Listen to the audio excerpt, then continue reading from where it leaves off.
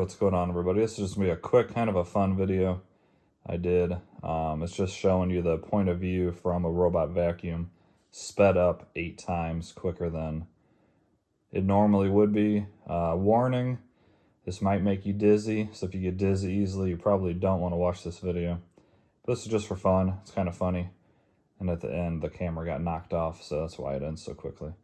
So, just wanted to show you this video just for fun. And in the next video up is this Shark IQ doing my full floor plan. And let me say, it was an absolute disaster. So be ready for a lot of hate on this Shark IQ.